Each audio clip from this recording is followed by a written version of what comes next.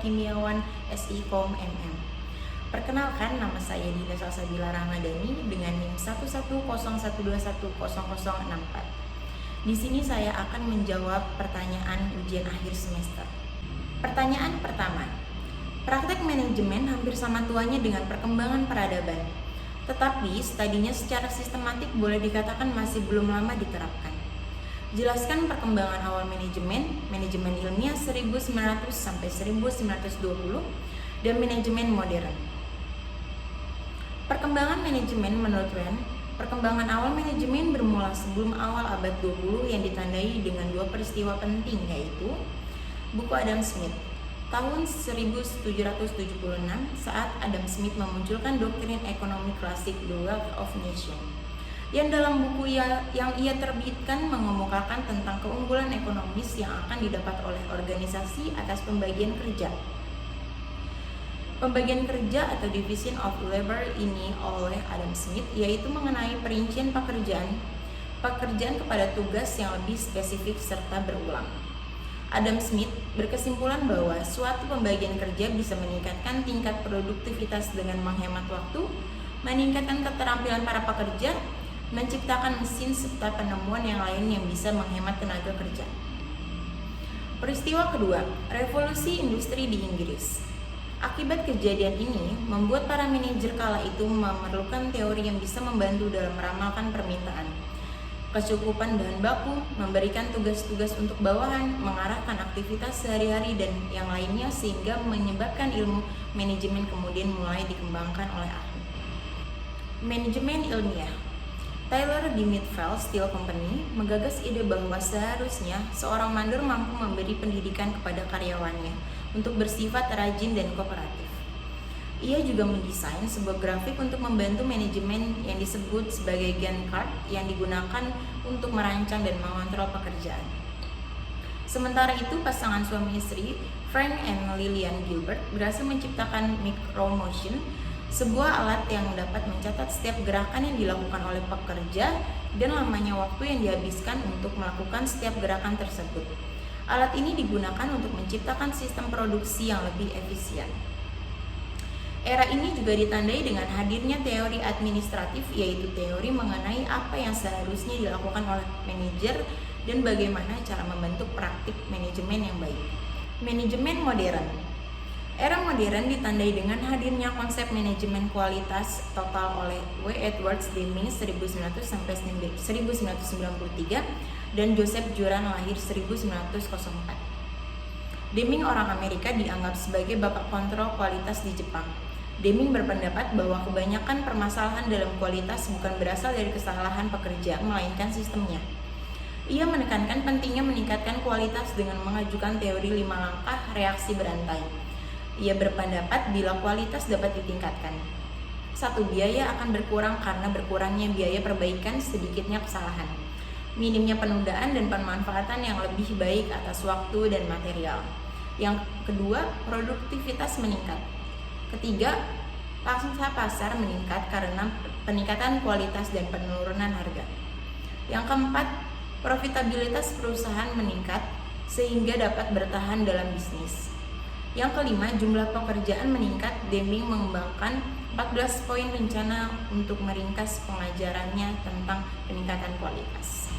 Pertanyaan kedua, menurut Henry Fayol ada 14 prinsip-prinsip umum manajemen, sebutkan dan jelaskan. Yang pertama, divisi kerja. Dalam praktiknya, karyawan memiliki spesialisasi di bidang yang berbeda dan mereka memiliki keterampilan yang berbeda. Tingkat keahlian yang berbeda dapat dibedakan dalam bidang pengetahuan atau dari generalisasi hingga spesialis. Kedua, wewenang dan tanggung jawab. Untuk menyelesaikan sesuatu dalam organisasi, manajemen memiliki wewenang untuk memberi perintah kepada karyawan. Tentu dengan otoritas ini muncul tanggung jawab. Menurut Henry Fayol, kuasa atau kewenangan yang menyertainya memberikan manajemen hak untuk memberi perintah kepada bawahan. Tanggung jawab tersebut dapat diruntun kembali dari kinerja dan oleh karena itu perlu dibuat kesepakatan tentang hal ini. Dengan kata lain, otoritas dan tanggung jawab berjalan bersama dan mereka adalah dua sisi dari mata uang yang sama. disiplin. Prinsip ketiga dari 14 prinsip manajemen ini adalah tentang kepatuhan dan kedisiplinan. Sering menjadi bagian dari nilai inti dari pernyataan misi dan visi dalam bentuk perilaku yang baik dan interaksi yang saling menghormati. Prinsip manajemen ini penting dan dipandang sebagai pelumas untuk membuat mesin atau organisasi berjalan dengan lancar. Yang keempat, prinsip kesatuan perintah. Berarti bahwa seorang karyawan individu harus menerima perintah dari satu manajer dan bahwa karyawan tersebut bertanggung jawab kepada manajer itu. Yang kelima, kesatuan arah. Prinsip ini adalah tentang fokus dan persatuan. Semua karyawan menyampaikan aktivitas yang sama yang dapat dikaitkan dengan tujuan yang sama. Yang keenam, subordinasi kepentingan individu. Selalu ada berbagai macam kepentingan dalam sebuah organisasi agar organisasi berfungsi dengan baik. Henry Fayol menunjukkan bahwa kepentingan pribadi berada di bawah kepentingan organisasi atau etika. Fokus utama adalah pada tujuan organisasi dan bukan pada individu. Ini berlaku untuk semua tingkatan di seluruh organisasi termasuk para manajer. Yang ketujuh, remunerasi. Motivasi dan produktivitas dekat satu sama lain sejauh menyangkut kelancaran organisasi.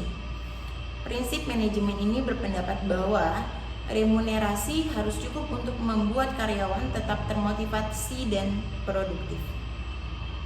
Yang kedelapan, derajat sentralisasi.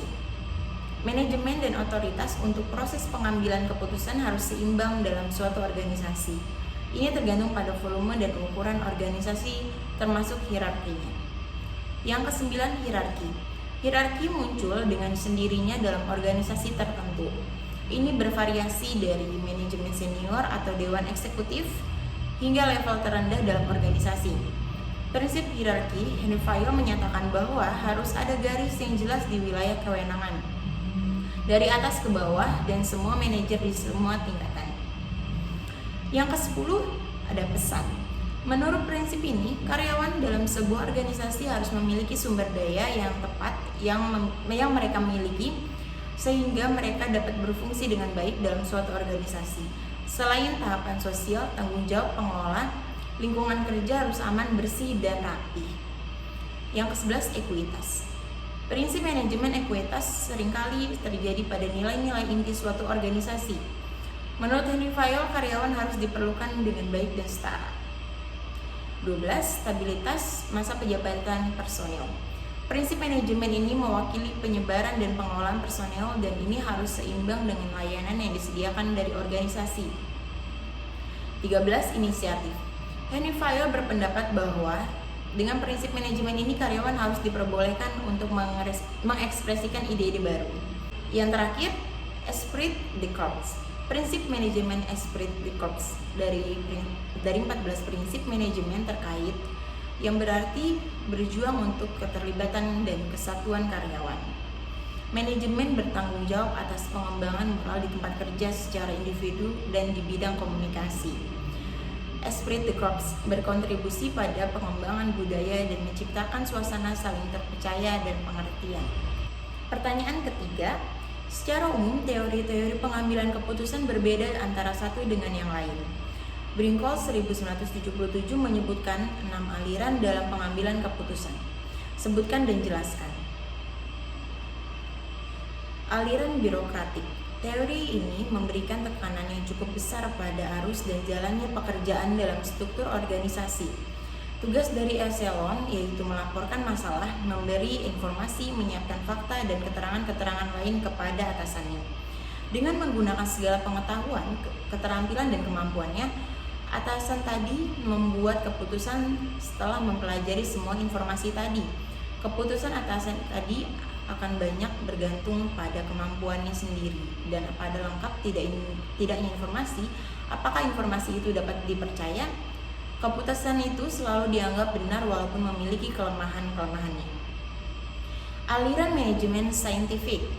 Teori ini menekankan pada pandangan bahwa tugas-tugas itu dapat dijabarkan ke dalam elemen-elemen logis yang dapat digambarkan secara saintifik. Sementara manajemen sendiri memiliki kemampuan untuk menganalisis dan menyelesaikan suatu masalah. Aliran hubungan kemanusiaan. Teori ini menganggap bahwa organisasi dapat berbuat lebih baik apabila lebih banyak perhatian diberikan kepada manusia dalam organisasi itu, seperti yang menimbulkan kepuasan kerja, peran serta dalam pengambilan keputusan, dan konflik internal. Selain itu, kebutuhan dan keinginan anggota selalu dipertimbangkan dalam membuat keputusan bertindak. Aliran rasional ekonomi. Teori ini mengakui bahwa organisasi adalah suatu unit ekonomi yang mengkonversi masukan atau input menjadi keluaran atau output, dan yang harus dilakukan dengan cara yang paling efisien. Menurut aliran ini, suatu langkah kebijakan akan terus berlangsung sepanjang itu mempunyai nilai yang lebih tinggi daripada biayanya. Aliran satisficing. Aliran ini tidak mengharapkan suatu keputusan yang sempurna. Aliran ini yakin bahwa para manajer yang selalu dipenuhi berbagai masalah mampu membuat keputusan yang cukup rasional. Para manajer sesungguhnya bermaksud membuat keputusan yang rasional, tetapi karena keterbatasan yang kognitif, ketidakpastian, dan keterbatasan waktu, memaksa mereka mengambil keputusan dalam kondisi rasionalitas terbatas. Pertanyaan terakhir, Greenberg 1997 mengelompokkan profil komitmen organisasi setiap individu menjadi 4 bagian. Sebutkan dan jelaskan. Greenberg 1997 mengelompokkan profil komitmen organisasi setiap individu menjadi 4 bagian, yaitu: yang pertama, individu yang komitmen rendah kepada kelompok kerja dan atasan di satu pihak dan di pihak lain kepada manajemen puncak dan organisasi ini dinamakan tidak komit. Yang kedua, sebaliknya, individu dengan komitmen tinggi kepada kedua pihak tersebut dinamakan komit. Yang ketiga, kelompok dengan komitmen yang tinggi kepada kedua pihak dinamakan komit. Yang keempat, kelompok dengan komitmen yang tinggi kepada kelompok kerja dan atasan tetapi rendah kepada manajemen puncak dan organisasi dinamakan komitmen secara lokal. Kelompok dengan komitmen yang tinggi kepada manajemen puncak dan organisasi tetapi rendah ke kelompok kerja dan atasan dikenal sebagai komitmen secara global. Sekian dari jawaban saya, kurang lebihnya tolong dimaafkan. Terima kasih. Assalamualaikum warahmatullahi wabarakatuh.